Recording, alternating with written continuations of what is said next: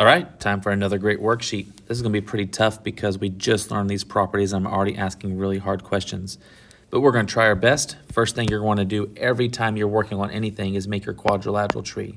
Quadrilaterals lead into trapezoids and kites. Oh! What is going on? Into trapezoids and kites.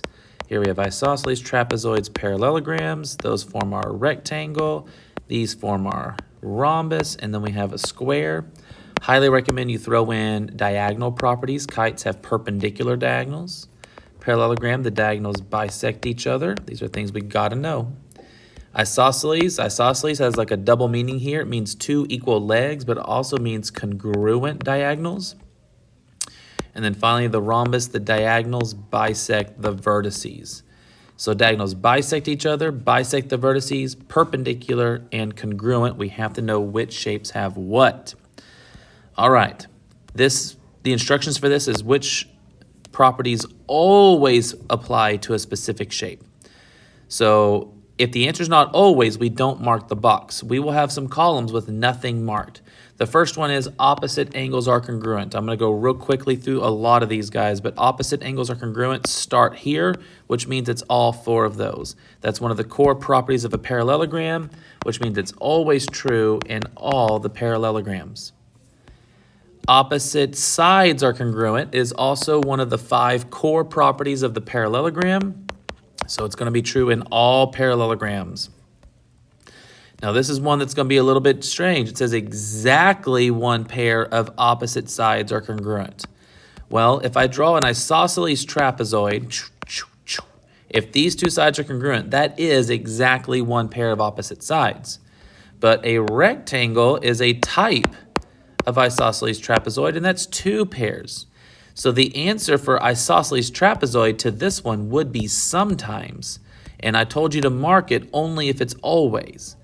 So it is sometimes for isosceles trapezoid. It is not always for anything. So we're going to leave the third column blank. Diagonals are perpendicular. That's our kite property. It's going to be all the kites. Kite, rhombus, and square will always have the kite properties. So that is going to be kite, rhombus, and square on that one. Kite, rhombus, and square. The diagonals are, wrong column. Kite, square, rhombus. Those were the 3. Diagonals bisect each other. That's a core property of a parallelogram again. That means it's all the parallelograms. The diagonals bisect each other on parallelograms. All sides are congruent. Oh man, the number of people that think this means square. It means rhombus, which means it might be a square. But it is always true in a rhombus, and it is always true in a square. If that's the only thing you know, you got to call it a rhombus. Just remember that. The diagonals are congruent. 2 congruent diagonals, 2 congruent legs. That's the isosceles trapezoid. Well, what does isosceles trapezoid flow into? Rectangle and square. So it's isosceles trapezoid, rectangle, and square.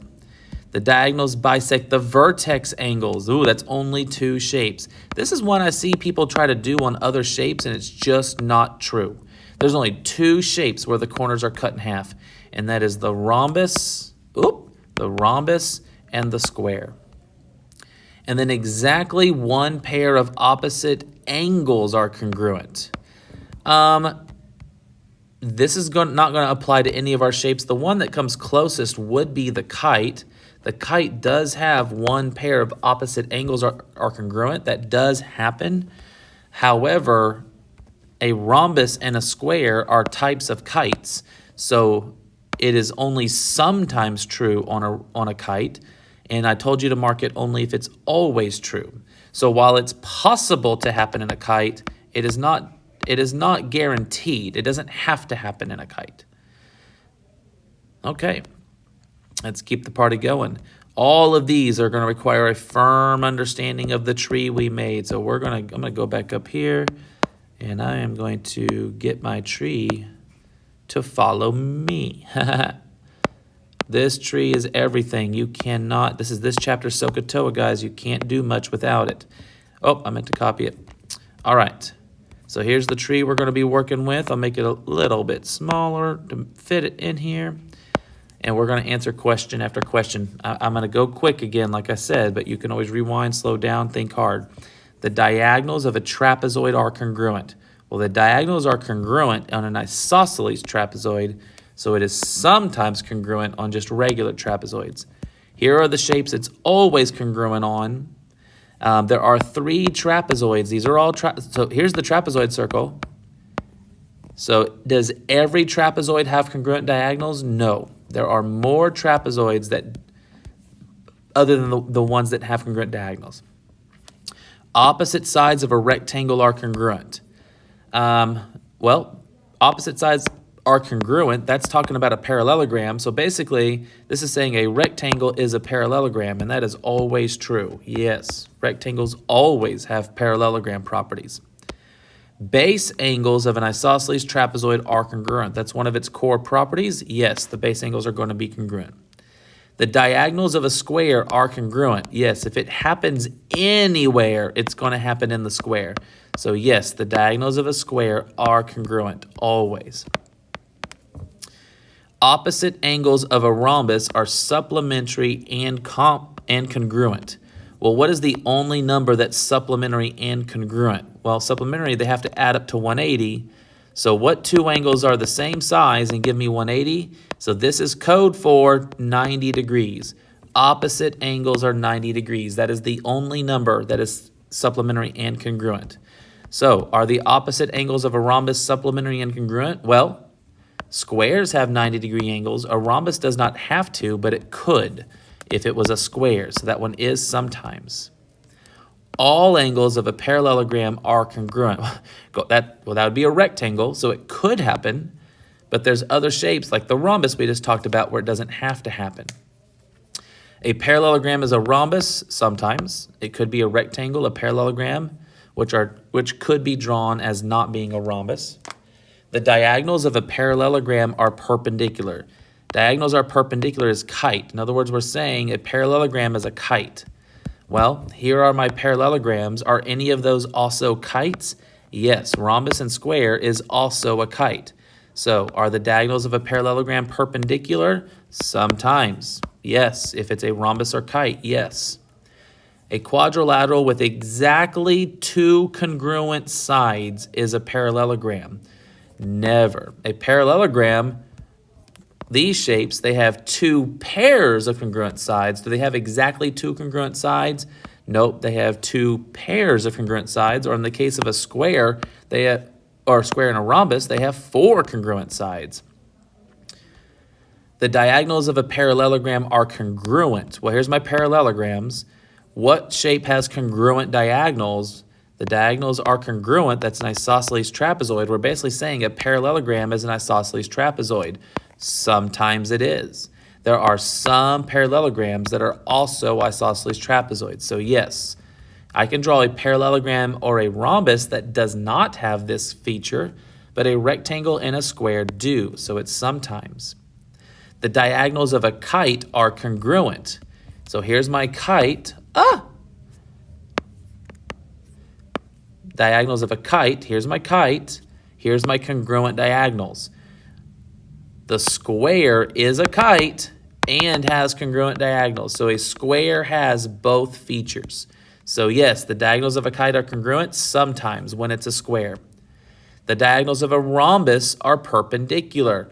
Here are the shapes that have perpendicular diagonals. That is the rhombus. Yeah, the rhombus is one of those shapes. The rhombus always has that feature because it is a feature of the kite. And a rhombus is always a kite.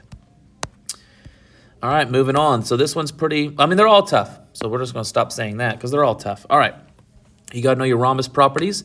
The long diagonal has got to be across from the big angle. Since they're telling us it's a rhombus, I know that the diagonals bisect the vertices. I know the diagonals are perpendicular. I know that if this is not, I know that because it's a type of parallelogram, that these 2 corners, consecutive corners, have to add up to 180. So if this is 68, that means this entire corner is 112, which means each angle is 56. We could have also figured that out because if that's 90 and 34, that triangle, it would have to be 56. So the first thing I know right away is that 3x minus 1 has to be 56. So 3x has to be 57. What would that be? 60 would be 20, so it's going to be 19. So x is 19 in this picture. That angle has to be 56. Then they tell us that they told us the long diagonal is 20. Well, if this corner is 112, then this has to be the long diagonal. Now, this picture is drawn correctly where the big corner is actually the bigger numbers and the small corner are the smaller numbers. But remember, we don't trust the picture, we trust the details. Well, 112 is bigger than 34. So the side across from 112 is going to be the bigger one, which is going to have to split into 10 and 10. On a parallelogram, the diagonals bisect each other. They cut each other in half, and a rhombus is a type of parallelogram. And it says find the area of the rhombus. Well, these are going to be 4 congruent right triangles. So if I can find the area of one of them, I can get the area of all of them. So I'm going to focus on this pink right triangle that I just highlighted, and it can be helpful to draw it elsewhere. On that pink right triangle, I have a 34 and a 10, and I'm going to call this side, well, not x because we already use x. I'll call this side y. And there's definitely more than one way to solve this, guys, but it doesn't matter how you solve it. You should get the same answer. But this would be the tangent of 34 equals y over 10. Y is up high, so I have to multiply. So now I know this side is 10 tan 34. And I should have explained why I did that. I'm trying to get the area. Area is 1/2 base times height. Well, the base and height have to make a right. Bases and heights make a right. Bases and heights make a right. So that is my base and my height. So the area is 1/2 times my base, 10, times my height, 10 tangent 34. So I'm going to go type that bad boy in, 1/2 times 10 tangent 34.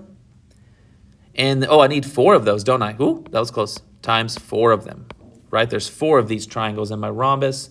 So that would be 134.902 when I round to the nearest thousandths. And it does say round to the nearest thousandths.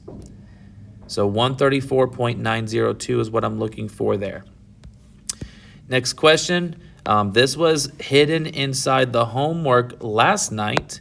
So if you come to me and you're like, how do you do it? It was explained how to do it last night. I did not explicitly teach it though.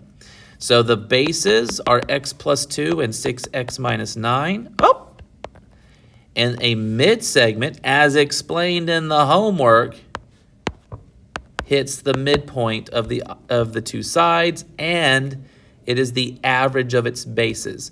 This is basically just like with a triangle. When we did the midsegment of a triangle, very similar idea, and it was like if this was 5, then this would be 10. That's because the top quote-unquote base is like 0.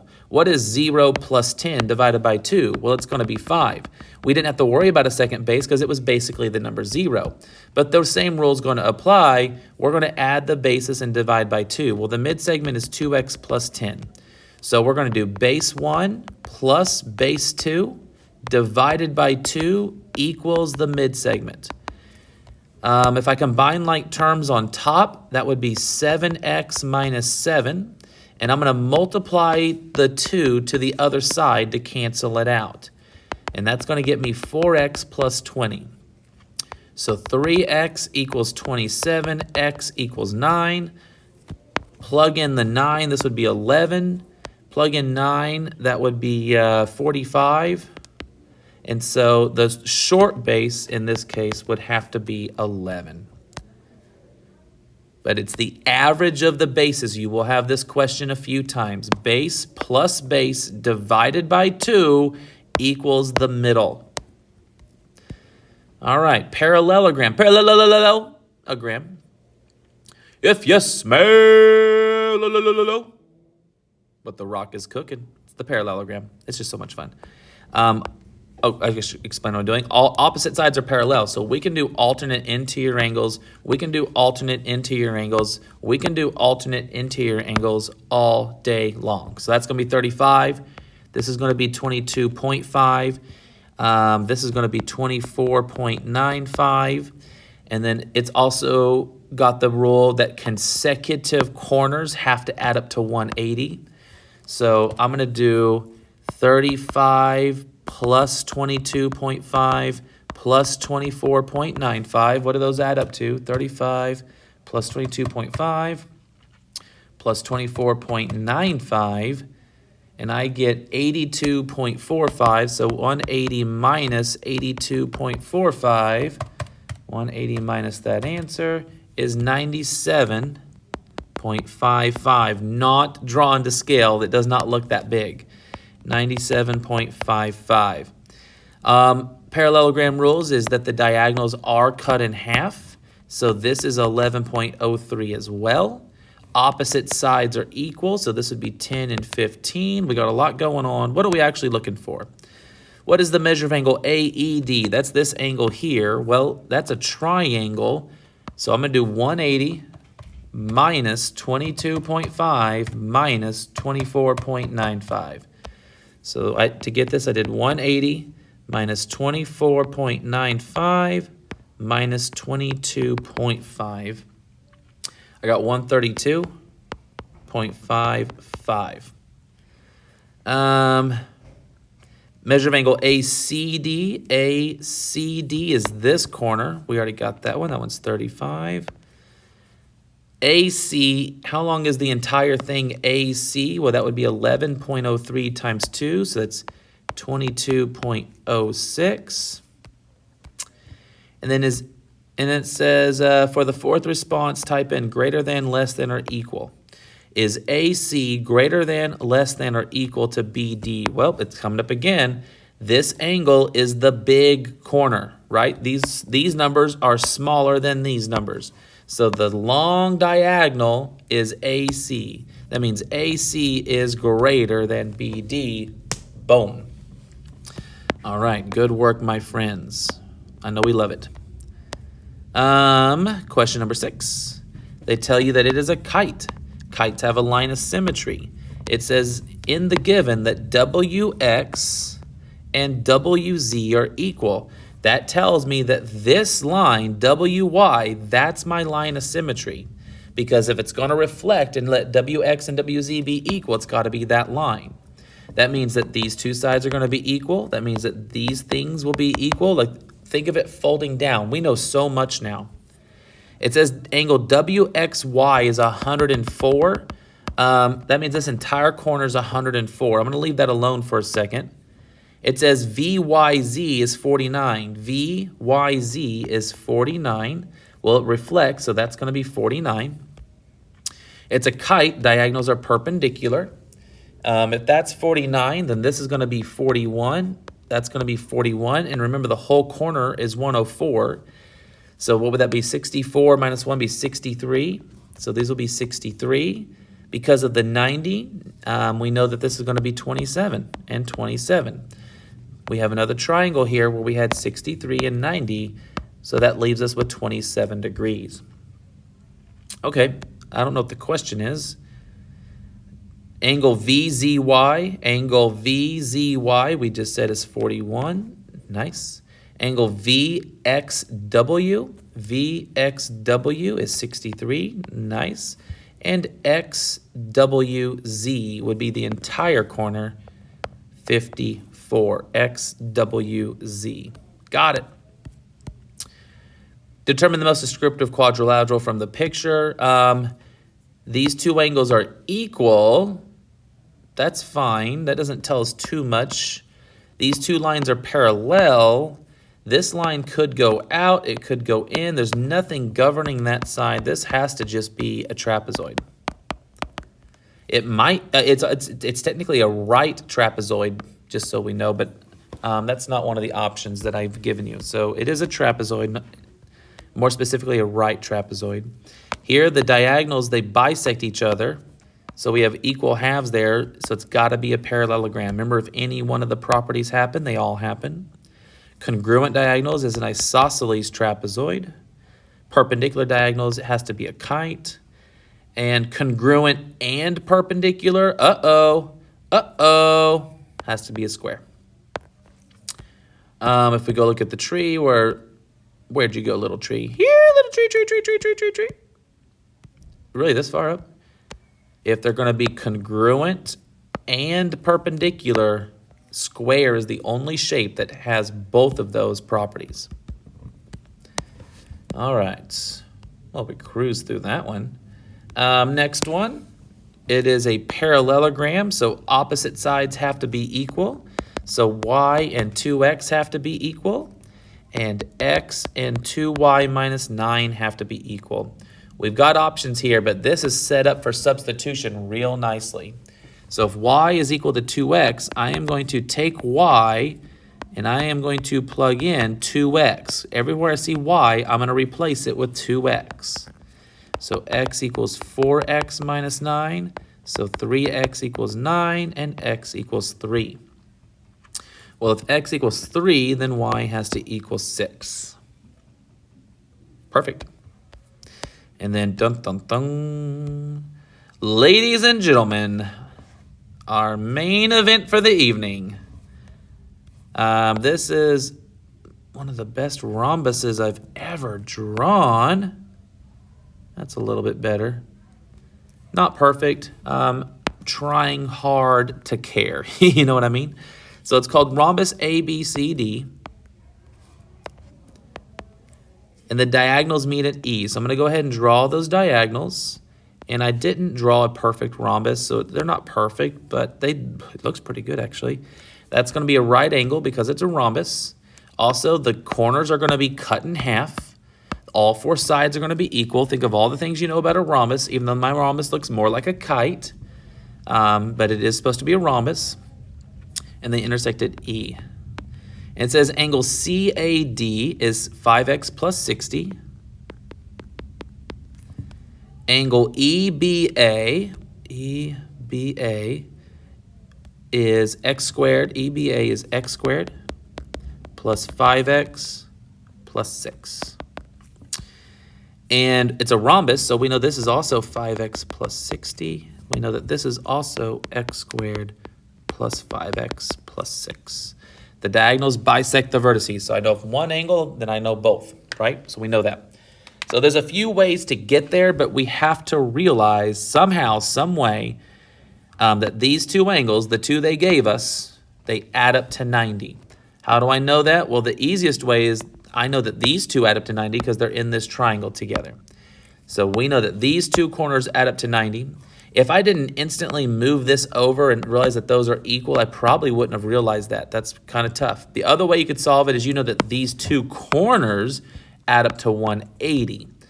All right, so we know that x squared plus 5x plus 6 plus 5x plus 60 is 90 degrees. I can solve that for x. That is x squared plus 10x. This is 66. So x squared plus 10x minus 24 equals 0. We're back to factoring. What factors of 24 subtract to equal 10?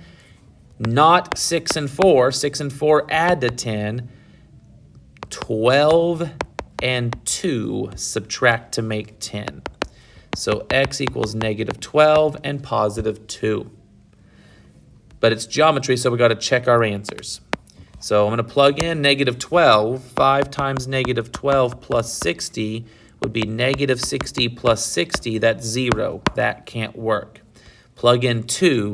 5 times 2 plus 60, that's 10 plus 60, that is 70. That's good.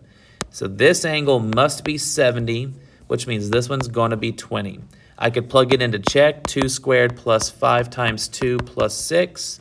That's 4 plus 10 plus 6. Checks out. So we know those angles are 70 and 20. All right. It says CD equals 10. Well, if one side is 10, then we know all sides are 10. Find DB. Well, DB is this entire diagonal right here. I can't get the whole thing at once, but what I can do is get this part of it. And I'm going to focus on this yellow right triangle.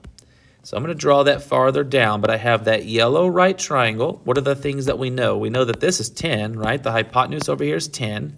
And we know that this angle is 70. This angle is 70. And I want this side. I won't call it x because we already used x. I'll call it y. So the sine of 70 equals y over 10. So y equals 10 sine 70. So this is 10 sine 70. So the whole thing would be 20 sine 70. Round to the nearest thousandths. 20 sine 70 is 18.794. That's a hard question, very hard question for sure. All right, that's all she wrote. Nice.